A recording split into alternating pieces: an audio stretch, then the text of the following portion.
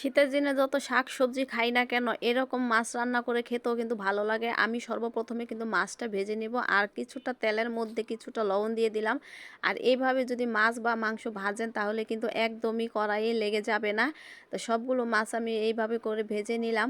আর রান্নাটা কিন্তু আমি এখন চড়িয়ে দিব। সামান্য কিছু পেঁয়াজ কুচি দিয়ে তেলের মধ্যে হালকা ভাজা করে দিয়ে দিব সব ধরনের মসলা, হলুদের গুঁড়া, মরিচের গুঁড়া, ধনিয়ার গুঁড়া, স্বাদমতো লবণ, আদা পেস্ট এই সব কিছু দিয়ে কিন্তু আমি ভালোভাবে মশলাটাকে কষিয়ে নিব। আর আজকে কিন্তু আমি সরষে দিয়ে বাটা মাছ রান্না করব। আর সরষে দিয়ে এইরকম বাটা মাছ রান্না করলেও কিন্তু খুব ভালো লাগে। আমরা কিন্তু সরষে ইলিশ খেয়েছি, কিন্তু এখনও বাটা মাছ খাইনি। তবে মাঝে মধ্যে কিন্তু রান্না করে খেলে খুবই ভালো লাগে। তো বেটে রাখা এই সরষেটা আমি দিয়ে দিলাম। কষানোটা কিন্তু ভালোভাবে কষাতে হবে যতক্ষণ না তেলটা বের হয়ে আসছে। তেলটা বের হয়ে গেলে আমি পরিমাণ মতো একটু পানি দিয়ে দিব। আর পানিটা কিন্তু আমি সামান্য পরিমাণের একটু বেশি দিয়েছি, কারণ আমি এখানে একটু মাখা মাখা ঝোল রাখবো। তো বলকটা কিন্তু আমার প্রায়ই উঠে গেছে। এখন আমি এর উপরে মাছটা দিয়ে দিব।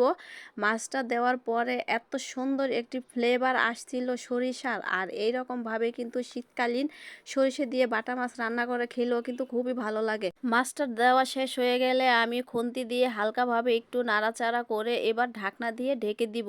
5 মিনিট আমি ঢাকনা দিয়ে ঢেকে এটাকে রান্না করে নিব। তারপরে আমি এটাকে ঢাকনা উঠিয়ে নিব। দেখেন এত সুন্দরভাবে হয়ে গেছে রান্নাটা। এইরকম মাখা মাখা ঝোলের ভিতরে কিন্তু সরিষা দিয়ে এই বাটা মাছ রান্না করলে খুব ভালো লাগে খেতে। তো 2-3টা আমি কাঁচামরিচ দিয়ে দিলাম আর পরিমাণ মতো দিয়ে দিলাম ধনিয়া পাতা। রান্নাটা কিন্তু আমার সম্পূর্ণভাবে শেষ হয়ে গেছে।